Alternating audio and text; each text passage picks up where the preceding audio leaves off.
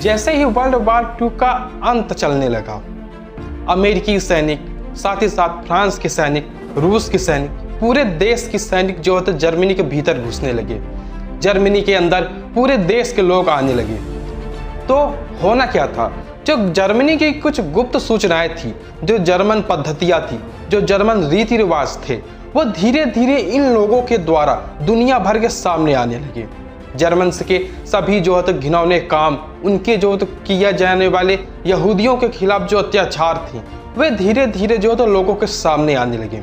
क्योंकि यही लोग जो है तो जर्मनी जाते, वहां देखते और आकर उसे बाहर प्रेस में या फिर सभी लोगों के सामने डिस्कस किया करते थे। लेकिन जो असली बर्बरता थी जर्मनी की, जो जर्मनी ने असली क्रूरता दिखाई थी यहूदियों के खिलाफ, पूरी दुनिया के खिलाफ, उसका पूरी तरह से अंदाजा तो युद्ध खत्म होने के बाद ही सामने आया।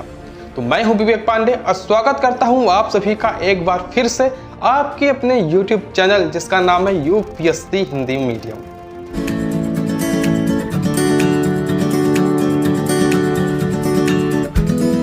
तो आज मैं इस वीडियो में बस एक छोटा सा टॉपिक डिस्कस करने वाला हूं, होलोकॉस्ट के बारे में। आप लोग स्क्रीन पर देख ही सकते हैं कि आखिर ये होलोकॉस्ट किस तरह का दिखता है और आखिर इसका जो है तो नाजी और जर्मनी में इसका कितना ज़्यादा इम्पोर्टेंस है।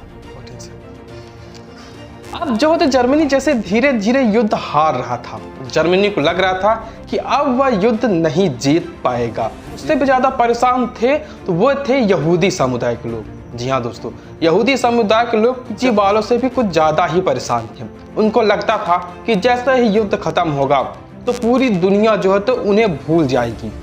तो मलबे के नीचे दबे नाजियों से ज़्यादा भी परेशान कौन थे, तो वे थे यहूदी समुदाय के लोग। जी हाँ दोस्तों, उन्हें इस बात का डर सताया जा रहा था कि दुनिया उन्हें यह युद्ध खत्म होने के बाद पूरी तरह से भूल जाएगी और उन पे जो अत्याचार हुए, जो अत्याचार उन्होंने सहे, जो नरसंहार उन्होंने सहा, उन सब का कोई अर्थ नहीं रह जाएगा, उन सबको कोई देखने नहीं आने वाला। जी हाँ दोस्तों, इसका मैं सीधा सीधा उदाहरण दे देता हूँ कि युद्ध खत्म होने वाला था तभी जो तो वहीं जर्मनी में फंसे एक छोटे से घर में, वह यहूदियों का घर था, उसमें यह मेंशन किया गया है कि वहां पे फंसे एक आदमी ने सिर्फ एक ही बात जताई कि मैं युद्ध खत्म होने के आधा घंटा तक मैं जिंदा रहना चाहता हूं। उसे शायद ये नहीं पता था कि उसे यह लगता था कि कहीं वह मर न जाए युद्ध खत्म होते तक। तो वह यही जो है तो बात जताई कि वह युद्ध खत्म होने के आधा घंटा तक और जिंदा रहना चाहता है।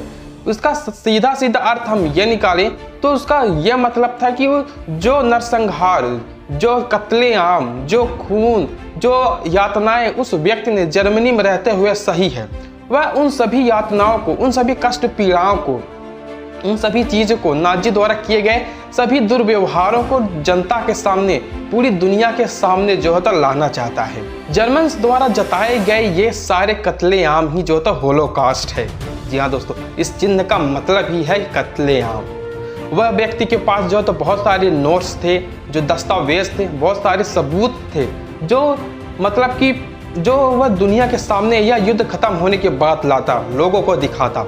तो होना क्या था, युद्ध खत्म होने वाला ही था कि जर्मन्स और नाजियों ने क्या किया कि सभी दस्तावेज, जो मिलिट्री दस्तावेज थे और भी बहुत सारे जो खुफिया एजेंसीज थी, उन सबको जो होते एक एक करके नष्ट करते गए, किताबों को जलाते गए। उनका सीधा तात्पर्य यह था कि कहीं किसी किताब में ये मेंशन ना हो कि नाजियों ने किस तरह का जो है तो व्यवहार किया, किस तरह से जो है तो यहूदियों पर अत्याचार किया।